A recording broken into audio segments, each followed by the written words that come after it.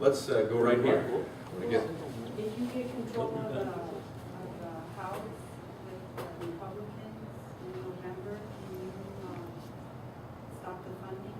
Is that enough? well, that's what we'll attempt to do. We try to stop as much of the Obamacare. There's things that can be implemented and are being implemented already, including the tax increases. But what we can do is put forward, it starts in the House, all funding bills.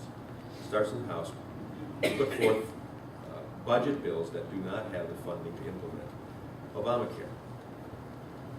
Then the question comes, I tried to tell you earlier, is where citizens need to stand strongly, because Barack Obama will not sign those bills. And he will, I'm certain, hold out to the point that it comes to a choice between shutting down government. Good. And that's where the people have to be resolute to support members of Congress who will take a stance at that time, if necessary, if that's how it comes. But I can believe it will come that way, because he's not going to go away from his plan. So the only thing he can do to stop us is stop the budget. So if we don't have the budget funding mechanisms in for his portions of Obamacare that needs implementation, he's going to call that as a battle that he's going to try to win. And he's hoping that between the media and people who feel entitlement programs are the only way that they can survive, and projects and community issues and things, that he'll get enough pressure on enough members of Congress to ultimately blink and give him what he needs. That's the battle. And Rick Santorum and I were talking about this afternoon that is an issue we have to understand. That it's not going to be just putting a majority of Republican conservatives, put the emphasis on conservatives, those that believe in the Constitution and the foundational principles of this government. We're going to have to remember that this is just part of the process, that we've got to change the regime in 12. Amen. And then even then, if you don't have a 2/3 majority in both houses, you're not going to get some of these bills through, even with a president who's willing to sign it. So we're talking about this nation being in a hole right now.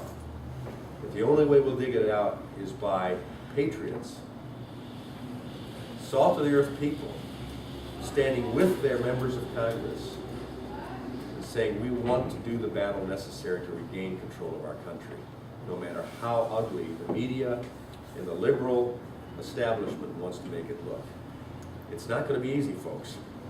And I would be remiss if I stood here and said, you just put Republican conservatives in control and we'll take care of it. It ain't going to happen that easily. But we've got to start it that way.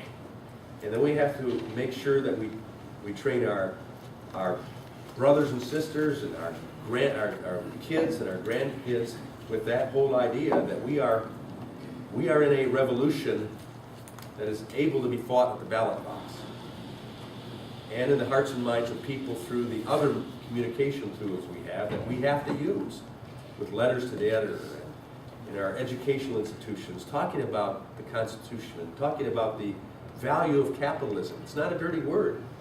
Capitalism has brought about what we have here and what we've been able to export to the rest of the world as well. And sure, there'll be some greed involved with any system, but no more greed than is involved in socialism of the people who want to run it and speak for the masses. And so that's a battle. But yes, we start there. We start by attempting to not fund these next 2 years. You've got more people against it than for it, is it, according to the polls? According to polls, we have that. You have to get out and vote, though. But you got to remember, the polls may say that. But who elected those in Congress and in the White House right now? You can't find anybody who voted for it. But they did. Wait a second here. But they did. They did.